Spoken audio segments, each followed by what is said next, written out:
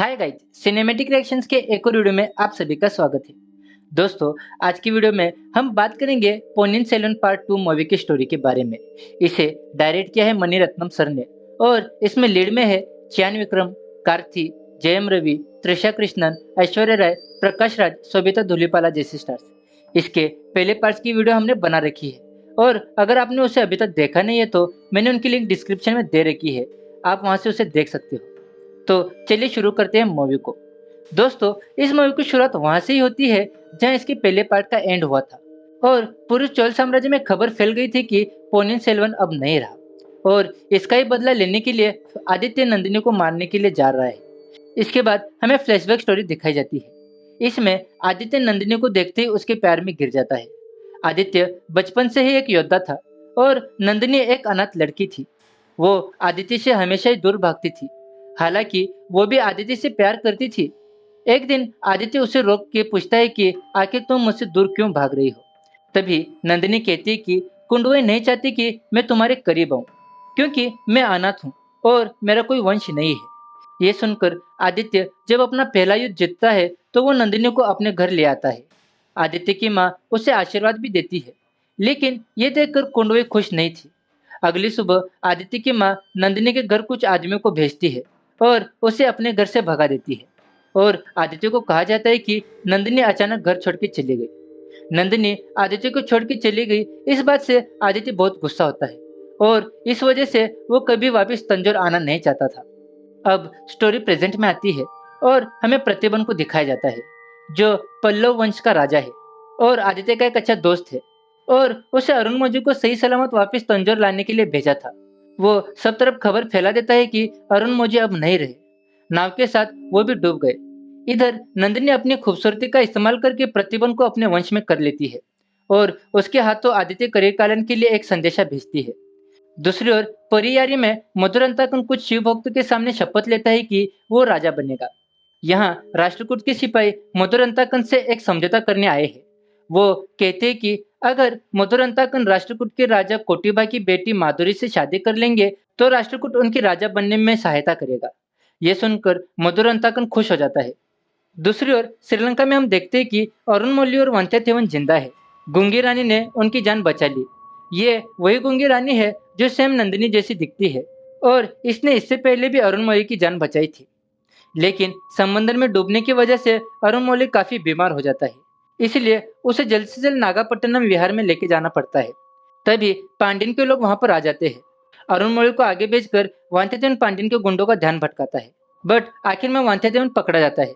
यहाँ वांथ्यदेवन को बंदी बना लिया जाता है, लेकिन अरुण मौली सही सलामत विहार में पहुंच जाता है।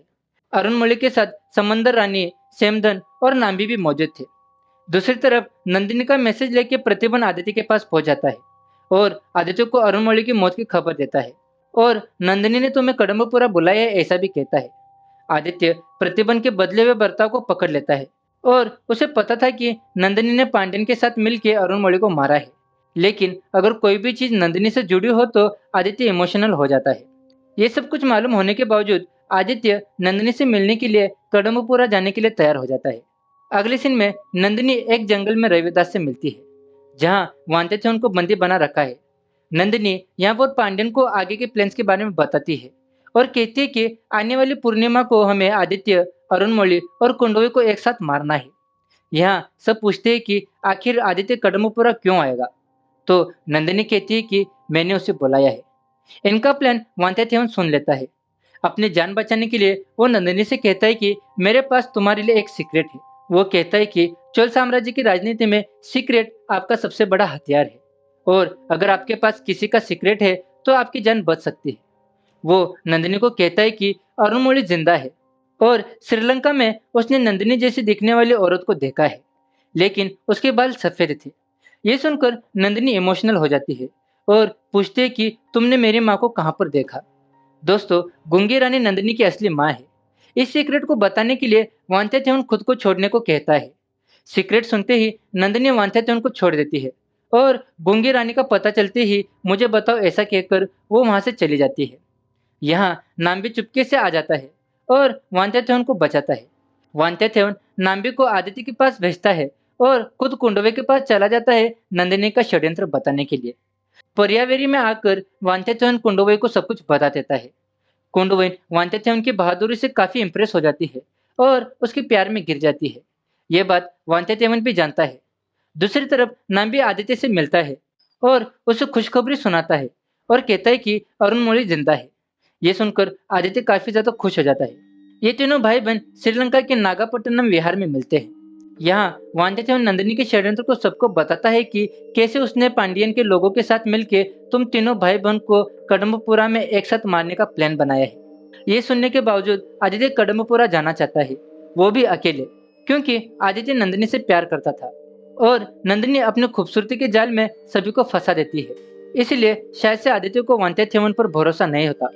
लेकिन दोस्तों, वांत्याचरण ने अपने कर्तव्य को बड़ी शिद्दत से निभाया है।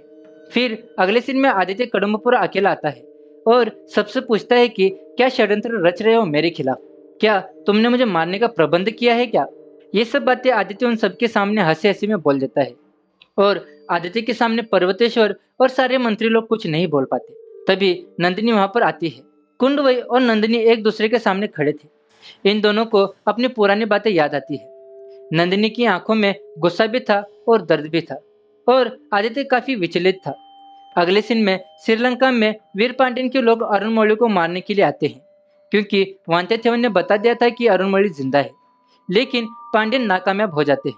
अरुण मौली को कोई हाथ भी नहीं लगा पाता और वो अपनी होने वाली पत्नी वानथी के साथ विहार छोड़कर तंजौर के लिए निकल पड़ता है।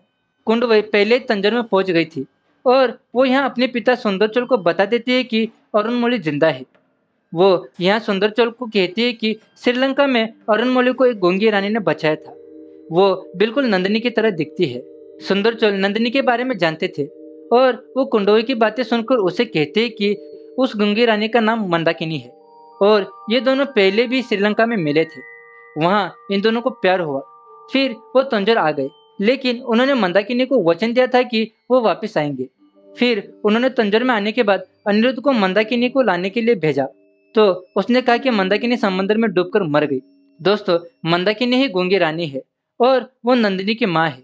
मुझे तो थोड़ी देर के लिए ये लगा कि आदित्य और नंदिनी भाई बहन है, लेकिन दोस्तों ऐसा नहीं है। यहाँ मधुरांतकन की माँ सेम्बियन देवी बताती है कि जब सुंदरचोल वापस आए थे, उसके 2 साल बाद मंदाकिनी तंजौर आई और वो प्रेग्नेंट थी।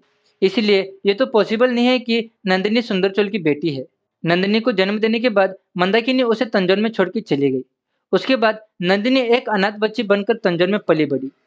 इधर कडम्बपुरा में आदित्य मधुरांतकन का षड्यंत्र फेल कर देता है।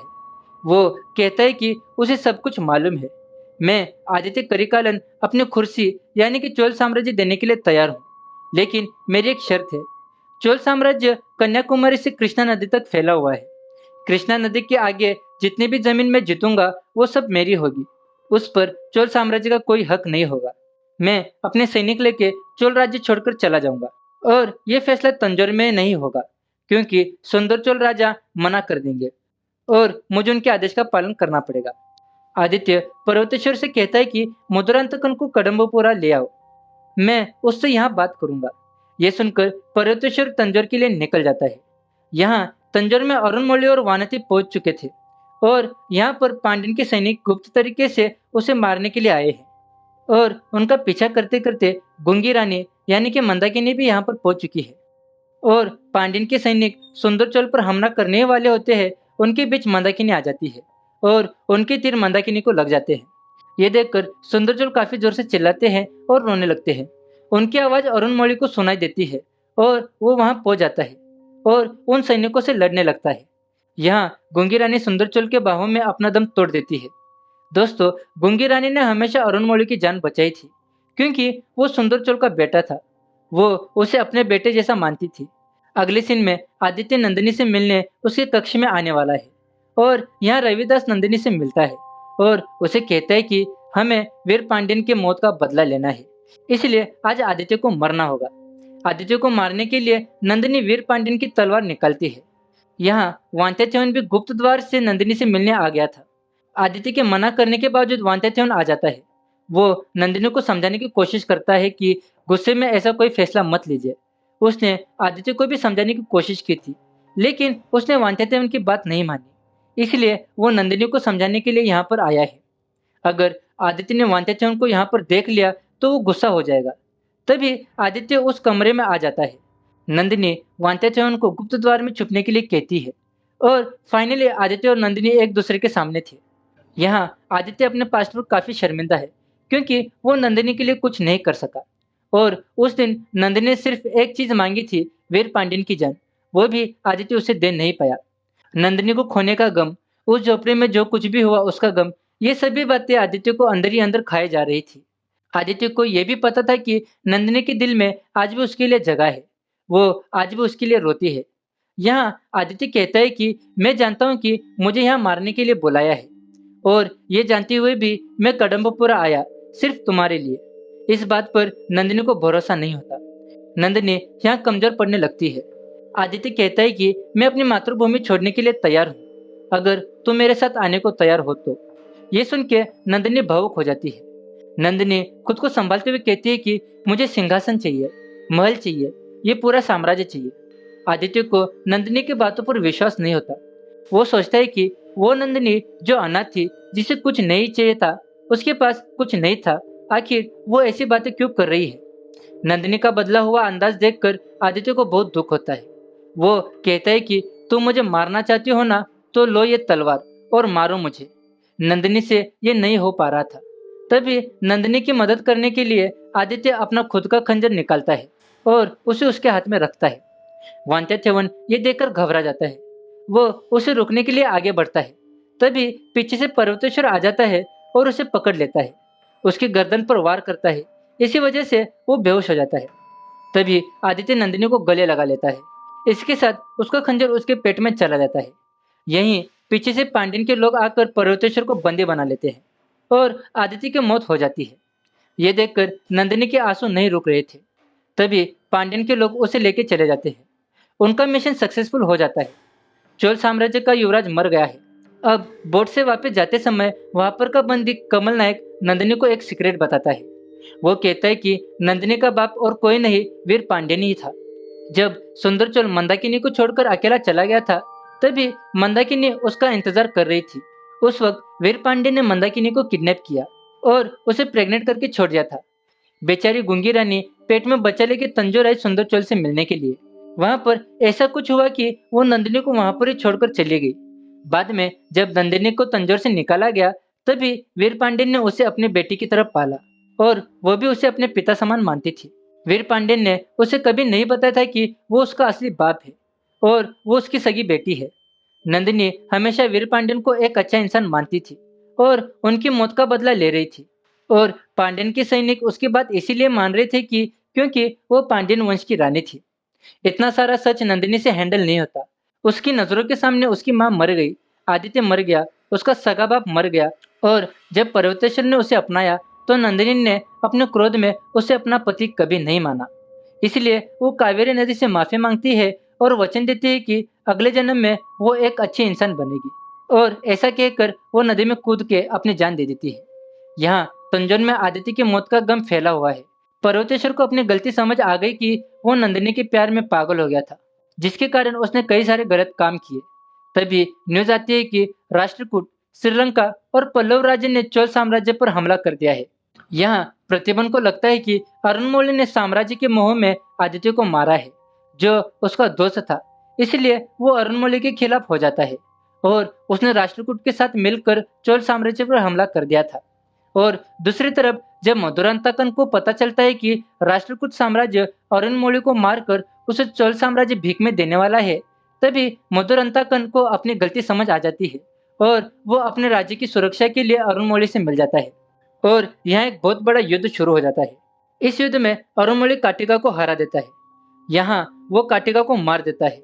यहाँ मधुरांतकन भी बहादुरी से लड़ता है, जिसे शिव भक्त चिढ़ाते थे कि तुम युद्ध नहीं कर सकते, तुम डरपोक हो। इस बात को वो गलत साबित कर देता है और एंड में ये युद्ध खत्म हो जाता है और राज्याभिषेक का समय आता है। आदित्य की मौत के बाद अरुणमौली को युवराज बनाया जाता है, लेकिन यह अरुणमौली अपना ताज मधुरांतकन को दे देता है। वो कहता है कि ये राज्य उनके पिता गंधर आदित्य ने संभाला था और उसके बाद ये ताज मधुरांतकन को मिलना चाहिए।